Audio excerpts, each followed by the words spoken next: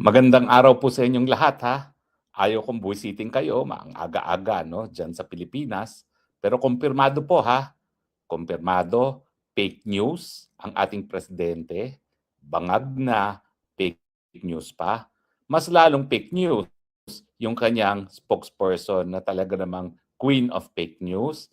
At syempre, ang kumpirmadong kumpirmado, nag-junket lang ang high-level delegation galing sa DOJ na pinamumunuan ni Secretary Vida sa Prague. Nakita nyo naman ha, nakapagdasal sila doon sa Santo Niño de Prague. No? Alam naman, yan talagang nais puntahan ng mga Pilipino. At I'm sure dahil nagpunta sila doon, nagpunta na rin sila doon sa Old Town District, nandoon yung Charles Bridge at nandoon yung astronomical clock. At sigurado ko dahil nandoon na naman sila, dinala pa sila ng ating ambassador doon na talagang nagyayaya naman sa mga Filipina officials doon sa Prague Castle.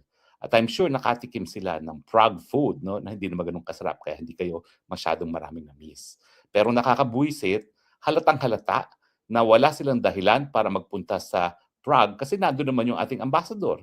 It's not as if wala tayong mission sa Czechoslovakia at alam niyo naman, maski ang ambassador ay hindi secretary, pareho lang sila ng estado dahil ang ambassador ay alter ego ng presidente doon sa kanyang diplomatic post. So pareho lang silang alter ego ng presidente. So halos pareho ang kanilang rangko, bagamat career itong ambassador natin dyan sa Prague. No? At hindi naman kinakailangan na magdala pa ng katutak na tao. Alam niyo ba ang balita ko? Ang balita ko rito, hindi ko alam kung lahat sila ay tumuloy ng Prague. Pero napakalaki ng delegasyon na nagpunta dito sa Austria. At ang pinag-uusapan naman nila ay yung mga employment opportunities dito. No? Pero marami daw doon, ang total na nag-attend dito sa Austria ay 70 delegates sa panahon na nagtataasan ng presyo ng pagbiyahe no, via airlines. No?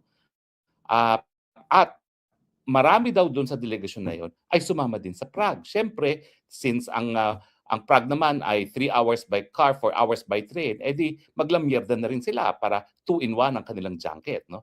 Vienna, na ang buong First District ay UNESCO Heritage Site, at saka doon sa Prague, na ang old Town Plaza ay UNESCO Heritage Site din. No? So ang mga walang ya, habang nagdudusa ang mga Pilipino, wala man lang konsyensya, hayun, linustay ang pera ng taong bayan para sa, alam naman natin na, junket lamang. Bakit? Kasi sinasabi ko na nga, fake news lahat ng sinasabi nila eh. Bakit pa sila magpapadala ng tao? Alam naman natin, fake news na yung sinabi ni Presidente na nahuli daw si Zaldico sa Prague. At syempre, dahil fake news nga sa pagkakahuli, mawala na dun si Zaldico. Okay, alam niyo po, hindi ako pwede magsalita sa kahit anong impormasyon na nakalap ko bilang isang abogado. Pero po pwede ko magsalita sa mga hakbang na ginawa ko. Mula nung narinig ko yung fake news na naaresto si Zaldico. Anong unang ginawa ko? Biyernes yun, okay? 16. Nung sinabi ni Pangulo sa kanyang fake news na nahuli daw si Zaldico. Sabi ni Claire, hindi raw ever sinabing naaresto, nahuli lang. Ano bang common meaning ng huli? Di ba huli in English is detained or arrest. Hello, that's not, wag na tayo paligoy-ligoy pa. No? Common meaning na lang gamitin natin. Nahuli daw at nasa jurisdiction daw ng Czech Republic. Well, hindi ko alam ano ibig sabihin ng jurisdiction. Pero siyempre, pag tumapa ka naman sa teritoryo ng isang bansa, natural, under jurisdiction ka. Ang hindi alam kasi ng bangag ng presidente, anong definisyon ng jurisdiction. Jurisdiction is legal competence to prescribe conduct and to enforce conduct. Yan ay legislative, prescription of conduct, and enforce, judicial.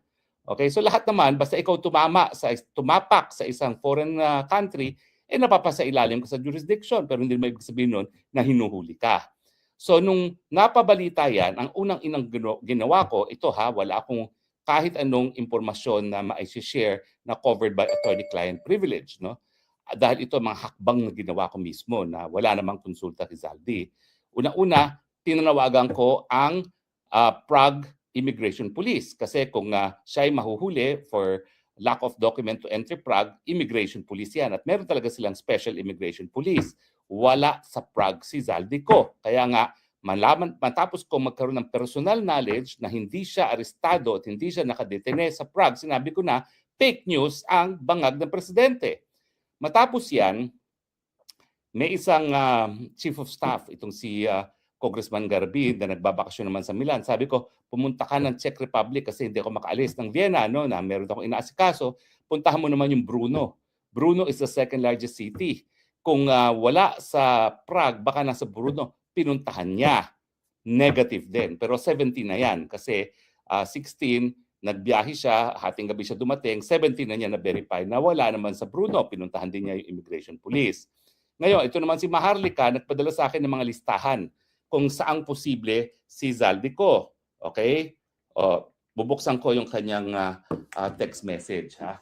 Alam niyo naman, in fairness to Maharlika, vlogger siya, hindi siya sumusweldo sa pagiging vlogger, pero magaling, alam niya ang trabaho niya. Siya nag-research kung nasaan si Zaldico ang possibilities, no? At ito yung pinadala niyang mapa, no? May pinadala siyang mapa na nandoon lahat ng mga detention facilities, no?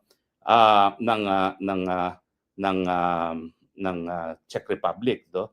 At meron doon dalawa pinakamalapit sa Germany. So kung sabi nila ay galing sa Germany, natural, most likely nandun siya sa isa sa dalawa na Germany, no, na malapit sa Germany. Binubuksan ko lang, ito, ayan, ito na, ito yung pinadala sa akin ni Maharlika, ha. Ito, ayan.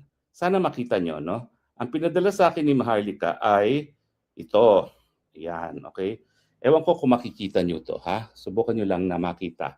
Ito ay mapa. Mapa ng mga detention facilities para sa mga foreigners na illegal ang pagpasok sa Czech Republic, no? So ano itong mga nakasulat dito? Ang nakasulat dito, mga detention facilities, syempre Prague and Brno. Pero dahil ako personal kong nalaman na wala siya sa Prague at personal naman nalaman ng Chief of Staff ni Congressman Garbi na wala rin siya sa Brno, ang natitirang mga lugar na lang actually ay tatlo. Pero yung tatlo kasing yellow ay accommodation center. Chances are hindi siya dadalhin doon. So kung aalisin mo yung mga yellow, ang natitira lang talaga ay tatlo. So si Maharlika gave us a clue na tatlong lugar lang siya meron. Ang dalawang pinakamalapit sa Germany ay Balkova at saka Bela Chezova.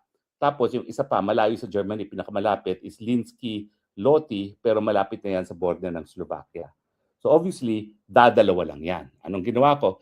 17 ng umaga, well hindi, Friday, nakipag-usap ako sa abogadong Czech, Vice President ng European Bar for Criminal Law, at sabi ko, pwede ba ikaw na maghanap? So on Friday, tinawagan niya yung prosecutor. Alam na niya na wala, hindi arestado si Zaldico. Alam na niya. So Friday pa lang yon. Kaya nga, ang lakas ng loob kong sabihin, fake news talaga itong si Marcos Jr. At kinabukasan, pinuntahan niya yung lugar kung saan posible, dinala lang siya para tanungin. Pero as of Saturday, wala na siya ron dahil Friday pa lang, wala na siya. So ladies and gentlemen, ang totoo niyan, as of April 16, wala na siya ng Czech Republic. Sandaling-sandali lang siya nagpunta ng Czech Republic. Yan ay base sa mga personal na ginawa ko at personal na nalalaman ko. Kung meron man akong ibang pang alam, hindi ko po pwedeng ipasa publiko nang hindi nalalaman ni Zaldico. Hanggang doon na lang tayo. Pero fake news, fake news, fake news. Ako sana hindi ko napapatulan yan kasi alam na naman ng lahat ng Pilipino na fake news yung ating presidente. Unang-una, budol tayo, 'di ba? Ang budol pagsisinungaling rin niya na kunwari akala natin babaguhin niya ang imahe ng kanyang pamilya from the number one magnanakaw sa daigdig. Akala natin babaguhin niya at ibabangon niya 'yung pangalan ng pamilya. Hindi. Fake news din siya pagdating doon. Tapos yung hindi pa niya inaamin na siya ay drugista. Buti na lang inamin ng manang niya pero hanggang ngayon hindi niya ina-address niyan. Fake news din 'yan. Kasi may obligasyon siyang aminin, hindi naman niya inaamin. May obligasyon siya na isa publiko kapag mayroong karamdaman ng malubha at ang drug addiction ay karamdaman ng malubha, wala rin siyang sinasabi. So fake news, fake news, fake news. At syempre, dagdagan mo pa ng fake news spokesperson. Talagang hindi lang sila nasa Guinness Book of World Record na pinaka-corrupt, pinaka-fake news din na presidente at spokesperson yung dalawang yan. Okay? Ang ganti po nila sa akin, kinasuhan na naman ako. Tax evasion daw. So meron na akong non-bailable qualified human trafficking, meron na akong incitement to sedition, Pinagbibintaban pa ako ng land grabbing at ngayon kakasuhan pa ako ng tax evasion. Well, kayo na po magdesisyon. Ang katotohanan, hindi nila ako masusupil. Napakaingay ko pa rin at patuloy pa rin nating ilalabas ang katotohanan. Fake news ang presidente natin, drug addict ang presidente natin, walang silbi ang presidente natin. Maraming salamat po sa inyong patuloy pagtangkilik. Ito po ang inyong spokesman bayan, Harry Roque, nagsasabi, hate fake news, reject drug addicts. Mahal kong Pilipinas, ito lang ang aking bansa, ito lang bansang aking iibigin. God bless the Philippines.